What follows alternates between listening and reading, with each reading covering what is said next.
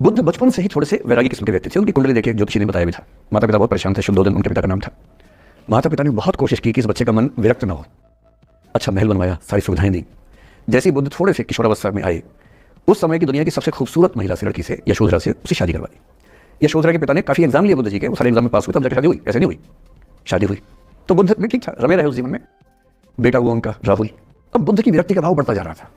29 साल की उम्र के आसपास ऐसा हुआ कि उन्होंने एक मृत व्यक्ति को देख लिया, एक बूढ़े को देखा, एक भिखारी को देखा, बीमार को देखा, व्यर्थ हो गए और उनका मनोबल छोड़ दूं, ज्ञान की खोज में चला जाऊं।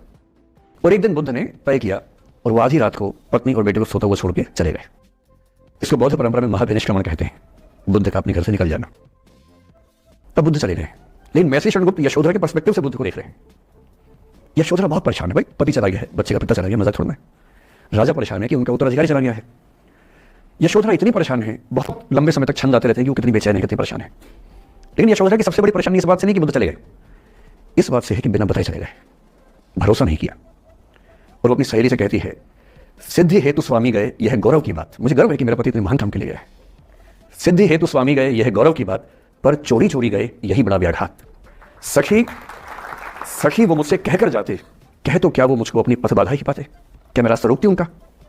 उसके मन में ये मलाल है कि बिना बताए चले गए। वो इस भाव को लेट गो नहीं कर पा रही है, परेशान है। फिर बुद्ध को ज्ञान मिला। 6 साल की तपस्या के बाद बोधिगया में बोधि वृक्ष के नीचे ज्ञान मिला। बात फैल गई।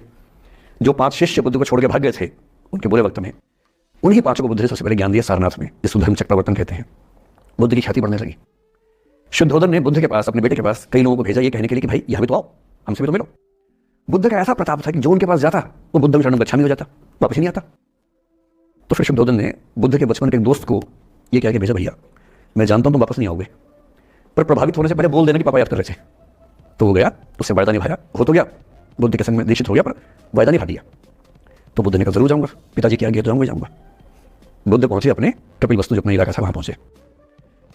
लेकिन यशोधरा नहीं मिलने के लिए लेट गो नहीं कर पा रहे थे। उसके मन में दर्द था, छुप के क्यों गया, बता के जाता। बुद्ध ने पूछा पिता से कि यशोधरा कहाँ है। तो बोले कि वो कह रही है कि अगर बुद्ध मिलना चाहेंगे तो खुद ही मिलने आएंगे मुझसे, मैं क्यों जाऊँगी भाई, आत्मसम्मान भी तो कोई चीज़ है, मैं क्यों मिलने जाऊँ। तो बुद्ध मिलने गए। वहां जाके क्या बोल रहे पता है, भिक्षाम देहि, भिक्षा दो।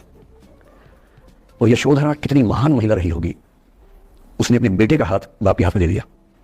लेट गो का इससे महान उदाहरण दुनिया के इतिहास में नहीं है कि चलो आखिर तुमने आके झुक के कुछ मांगा तो सही।